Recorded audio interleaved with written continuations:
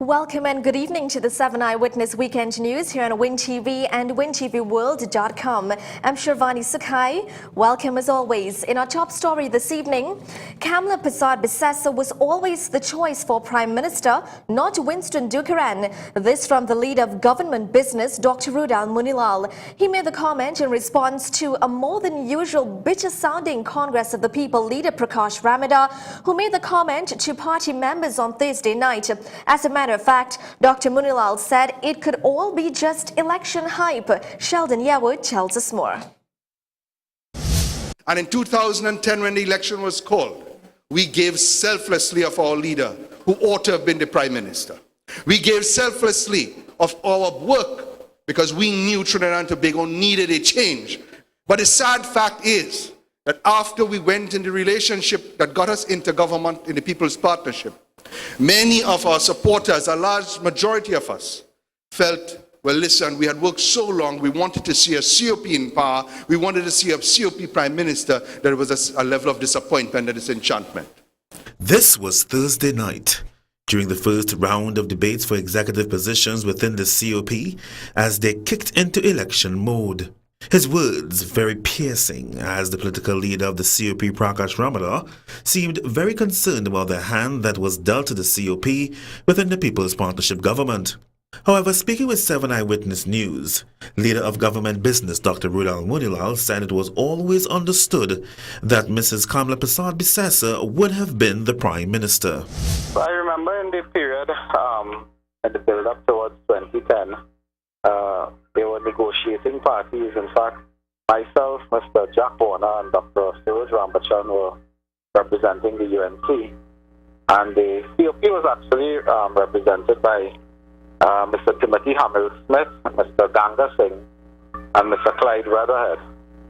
And we entered into negotiations and so on there.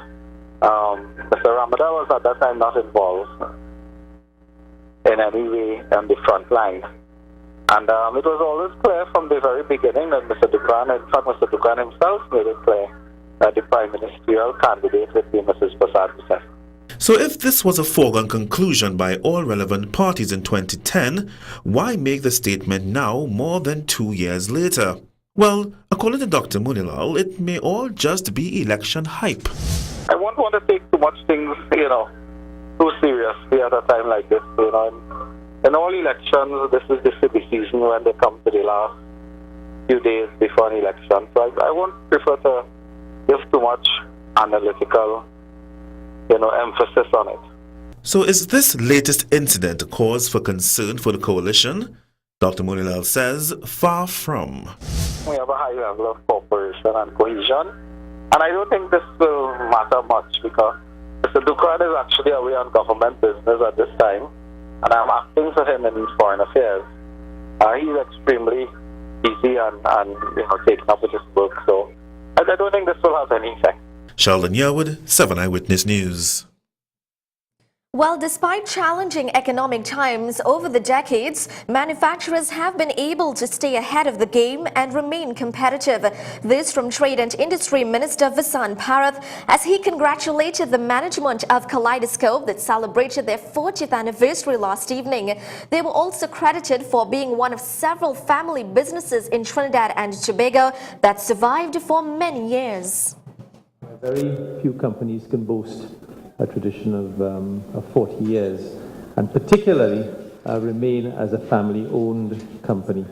As a matter of fact, when one examines the history of a number of organizations in Trinidad, you will see that they generally started off as family-owned enterprises and moved through successive generations, applying a combination of knowledge, taking calculated risk, using business skills as an innate driver, and essentially working through, despite some of the trials and tribulations, particularly in the 1980s, when it was particularly difficult for manufacturers with all of the issues with getting foreign exchange and so on, we have been able to stay ahead of the game as manufacturers in Trinidad and Tobago, despite, as Dominic says, manufacturers are in fact a dying breed. On the heels of that statement, Minister Bharath announced that the government come next month would be celebrating the success of over 60 companies that have survived since 1962. This in celebration of the country's 50th anniversary of The independence. Ministry of Trade, Industry and Investment of the Government of Trinidad and Tobago will be celebrating about 60, I think it's just over 60 companies who have survived since 1962, who've been around since our independence. And there are about just over 60 odd of them that are still in existence. And they have evolved and reincarnated themselves re-engineered themselves over the years. And we will be celebrating them on November the 7th. Well, in some unrelated news now, there seems to be a deafening silence from protesters at the Eric Williams Medical Sciences Complex on weekends. The question is why? Well, Health Minister Dr. Fuad Khan believes he has the answer. Speaking to 7 Eyewitness News, he says the protest is of no benefit to them on weekends because there is no clinic to disrupt.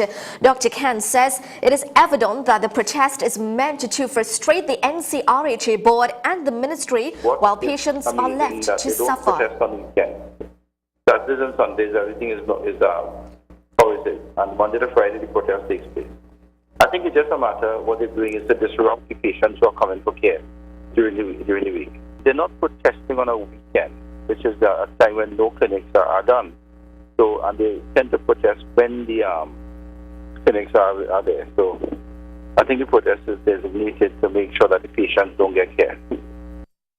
Dr. Khan says the health sector is already heavily scrutinized by the public, and this action will not help the ministry in its attempts to improve the system. He says the citizens are not foolish and they will see through the mirage they created. Intelligent enough to really and truly look behind what they are saying. If you look behind what they're saying, then you'll see the real truth. Meantime, outside of those who have applications for housing, emergency cases will also be considered. This from Housing, Land and Marine Affairs Minister Dr. Rudal Munilal a few days ago. He announced that some 500 families will get houses from the state in time for Christmas, including 150 applicants who have been waiting for keys to their own homes for 10 years and more. However, Dr. Munilal says there would be exceptions. To have persons who are in emergency conditions and so on, and we will give consideration. Working towards distributing 500 by the beginning of December, so we have identified them and so on, and we hope that we'll be on target. South Trinidad, where we expect at 100 units. Just before Christmas last year, government handed over keys to 150 families, and in 2010, a total of 84 families received keys to their own homes. Units will be distributed mainly in 3 categories, including through a random selection or lottery, and through other policy initiatives such as needs determined by the Ministry of Housing. The 3rd category is called It's Been a Long Time Coming, which will cater for 150 applicants who applied for housing more than 10 years ago. The units will be distributed in Central and South Trinidad in places such as Corinth, Chase Village, and in the east in Malabar, Greenvale, La Joqueta, and East Grove in Currap. Well, political leader of the Congress of the People, Prakash Ramada, has condemned opposition leader Dr. Keith Rowley, saying that he has launched an unwarranted attack on the Senate President Timothy Hamel-Smith. In a release, Ramada stated that the party is appalled by what it describes as the shameless hypocrisy and completely inappropriate behavior by the leader of the opposition. Prakash Ramada noted that upon ascension to the office of the President of the Senate, Hamel-Smith made it clear that he will not participate in partisan political activity in order to protect the independence of that office. According to Ramada, Hamel-Smith has kept his word and always acted with integrity and in exemplary fashion. He added that Mr. Hamel-Smith demonstrates fairness and fearlessness in the execution of his duties. Ramadan insisted that Dr. Rowley's attack on both the office and the office holder is further evidence that he is unfit for any leadership role in our governance. Meanwhile, Ramadan states that Dr. Rowley's sudden interest in constitutional reform is equally unbelievable. In light of this, he says the Congress of the People calls on Dr. Rowley to desist from such inflammatory behavior and issue an appropriate apology to Mr. Hamel-Smith and to the nation. While government is told that it has a responsibility to regulate this country's gaming industry, this comes from Opposition Chief Whip Marlene McDonald in the Parliament yesterday. She was speaking on a motion to approve the provisional of taxes order. According to McDonald, there are negative fallouts from the industry and there are casinos operating in this country illegally. Casinos operate under the rubric of the private members club and they all register on that particular act, Mr. Speaker. And that's how they get away, because they are illegal in this country.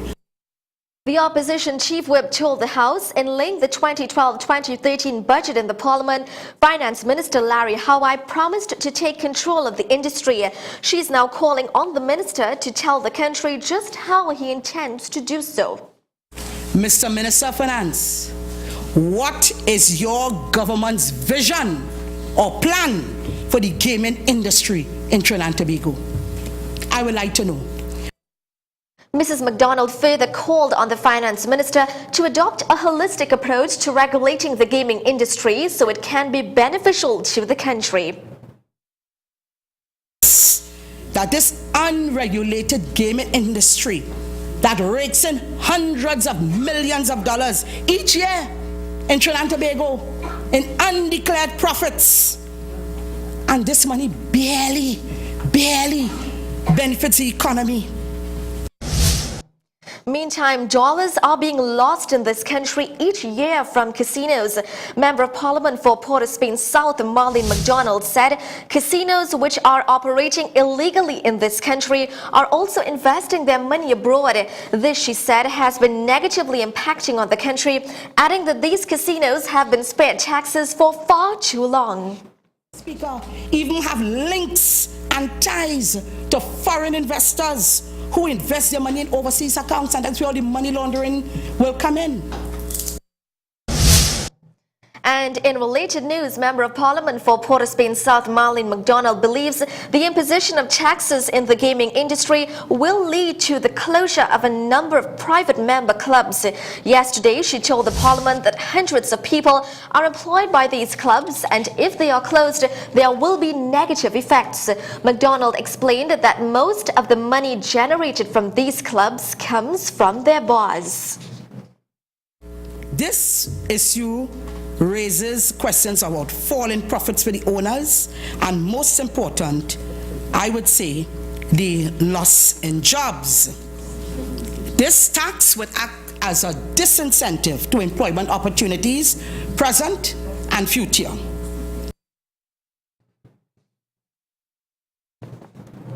The opposition MP further noted that the closure of these clubs will encourage illegal gambling. It may well lead to the introduction of an illegal game, something I didn't know about, called ground wappy. Something called ground wappy. This is where, Mr. Speaker, and in this case, no license fee of $1,500 will be paid. Well, it was a back-breaking day for some young boys from Maloney. This after they were seen shoveling sand from a truck that turned over after colliding with a car. The incident occurred on the highway in the vicinity of the Maloney intersection around 2 p.m. today. Reports indicate that the truck driver lost control after receiving a bad drive and collided with a Mazda motor vehicle. The impact left minimal damage to the car, but the truck turned over, causing the sand to spill over onto the side of the highway. Thankfully, no one was hurt, just a lot of sand all over the place. Well, you're into the 7 Eyewitness Weekend News here on Win TV and WinTVWorld.com. Do stay with us. More news in the sporting world when we return.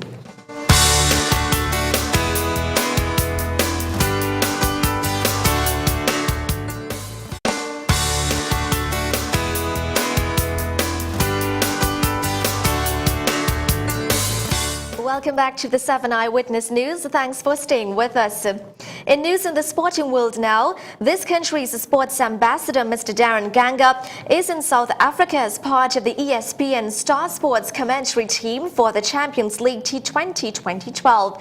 He shared with the media details of his life-changing moment with the great President Mandela during his first tour with the West Indies team to South Africa in 98-99.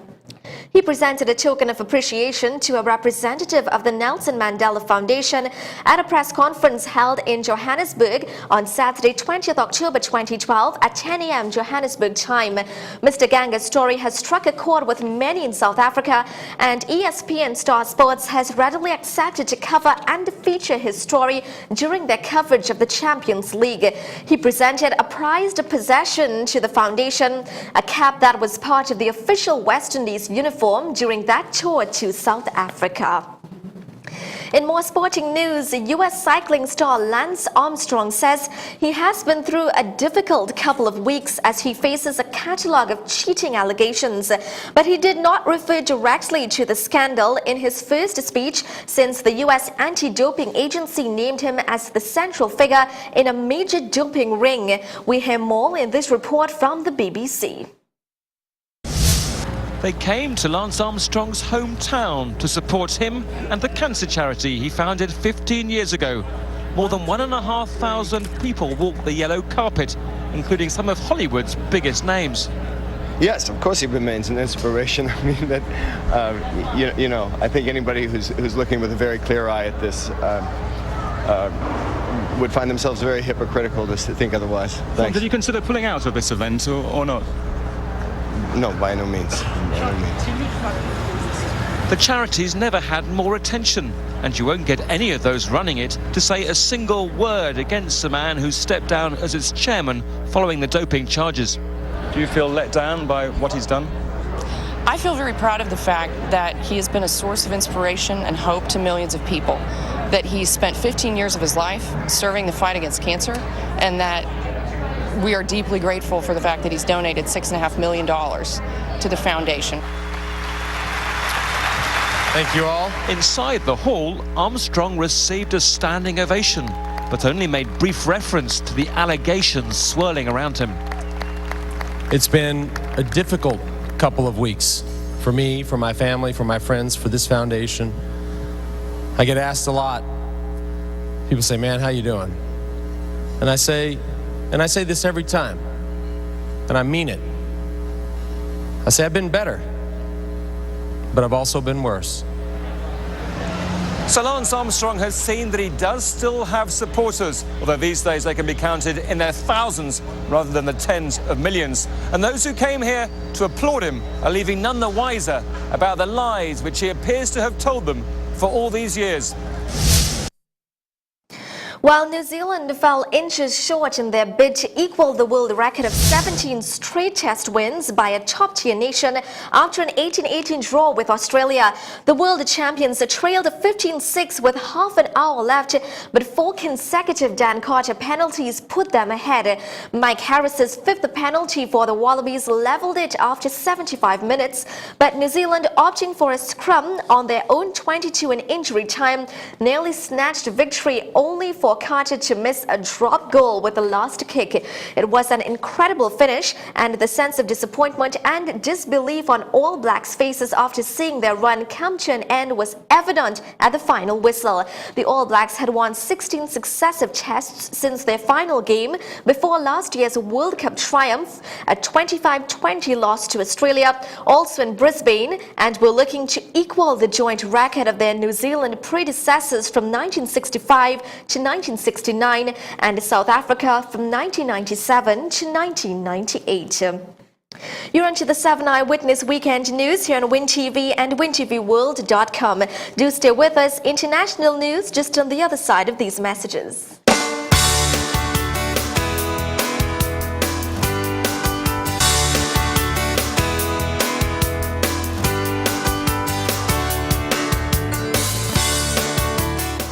Welcome back.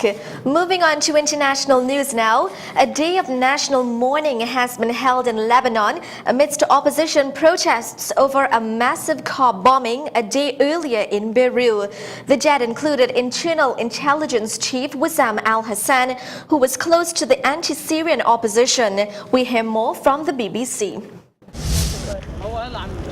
Despite numerous appeals for calm, there's anger and resentment in Lebanon after the audacious killing of such a prominent figure, a man known for his criticism of the regime in neighbouring Syria.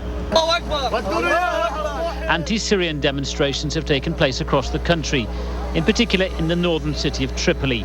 Armed, sometimes masked men menacingly patrolling parts of the city. These are fiercely anti-Syrian Sunnis, and on these Lebanese streets, the country's old sectarian fault lines are in danger of breaking wide open. Almost immediately after Friday's bombing, there were calls for the resignation of Lebanon's Prime Minister Najib Mikati over his government's inability to respond in any meaningful way to the attack. That's because a number of key ministers in the coalition government are allied to Syria, the very country that's being widely blamed for the outrage. But after an emergency meeting of the government, Mr. Mikati announced he'd been persuaded to stay on. Despite my insistence and not hanging on to my position, the President has asked me to give him some time to hold national talks. So I'm suspending my decision until I receive a response from the President.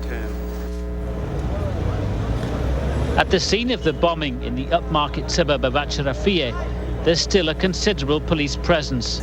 But despite the widespread view that Syria is somehow responsible for the attack, no concrete evidence has yet been found. It's difficult to say at this stage which way this country is going to turn. Lebanese have a remarkable resilience for bouncing back and getting on with things, but this has been such a devastating attack that many people do fear the old fault lines in this country may reappear. All eyes are now cast towards the funeral of General al-Hassan, which will take place in central Beirut tomorrow, amid what are sure to be emotional scenes. Willa Davis, BBC News, Beirut. Police investigating the shooting of a British family in the French Alps believe the cyclist also found dead at the scene was shot first, according to a leaked provisional scenario. The report leaked to the French Le Parisien newspaper suggests that Sylvain Mollier was hit by the first bullets. Again, the BBC tells us more. According to this first ballistic report, which has been leaked to the French newspaper Le Parisien, the police believe the French cyclist Sylvain Mollier was hit by the first volley of fire. Forensic tests on the soles of Saad al-Hilli's shoes prove he was outside the car with 7-year-old Zainab at the time the first rounds were fired. In his desperation to escape, Mr. al-Hilli jumped into the car but slammed it into reverse. The back axle stuck in the bank at the rear of the parking bay, preventing his escape. The killer shot Mr. al-Hilli, his wife and his mother-in-law twice as they sat in the car, 2 rounds to the head. They don't know in which order. Amid the panic, Zainab was also shot, though not fatally. He hit her with the pistol, then returned to finish off Mollier. The ballistic evidence shows the gunman was moving quickly around the murder scene, too quickly. He missed the 4-year-old Zina, who was cowering beneath her mother's dress. He was ruthless, say police, but without much logic, a pattern not consistent with a professional killer. It means there's still the possibility, a working theory for French police, that the gunman was local and a lone wolf. Christian Fraser, BBC News, Paris. Well, that brings us to the end of our news presentation for this evening here on the 7 Eyewitness Weekend News. I'm Shirvani Sukhai, and on behalf of the entire Win News team, I'd like to wish you and yours a very good Saturday night, and by extension, a most safe and enjoyable remainder to the weekend. Thanks as always for viewing.